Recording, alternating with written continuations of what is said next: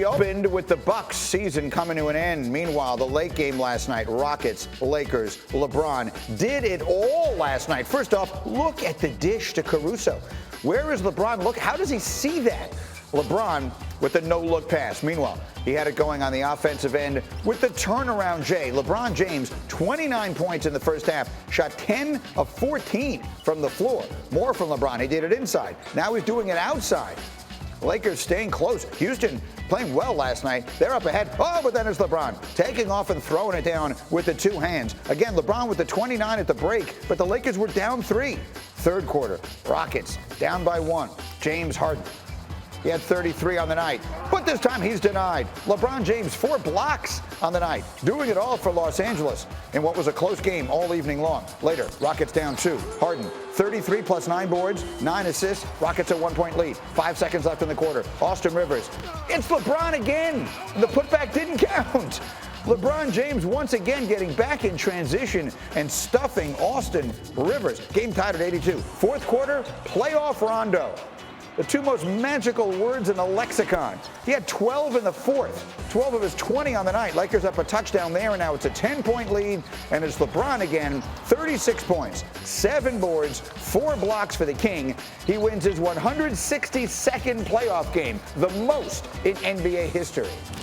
To know that I sit at the top of the most wins for any individual, is very humbling, and it's something I never dreamed of. I never came into the league or as a kid saying I want to be number one in playoff wins. I've always said I wanted to be a part of a winning culture and be a winning player and do whatever it takes to help my teammates win. Drinking from the fountain of youth. I mean, the things he able to do on the floor still, head still touching the rim, still taking big shots, still playing physical.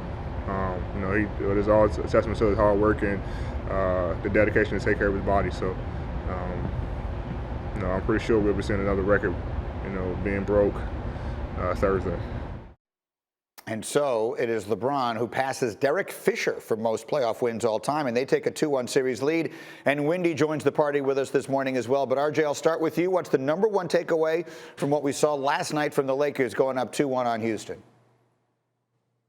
Well, the Lakers didn't play as big as they had earlier in the series. You saw a little bit more smaller lineups, but they still out-rebounded the Houston Rockets by 13, and that's very, very key. If you look at the Rockets, James Harden played well. Russell Westbrook shot the ball well. They got great numbers from Jeff Green, and the Lakers were still able to dominate. A lot of it had to do with playoff Rondo, like we talked about. The Lakers are always going to need 1 or 2 of those guys to step up, whether it's Kyle Kuzma, Morris, somebody's going to have to step up, and they got that from Rondo, and they got that from Kuzma, and then obviously LeBron James and Anthony Davis did what they did.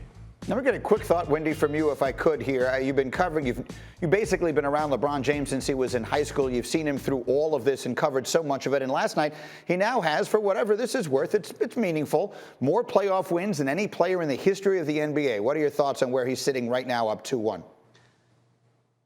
Here's what I can say about LeBron. Last night, he was absolutely masterful, one of the best overall performances we have seen from him in the playoffs, and it probably doesn't even rank in his top 50 all-time playoff games. That right there is LeBron James over 17 years in the NBA. Thank you for watching ESPN on YouTube. For live streaming sports and premium content, subscribe to ESPN+.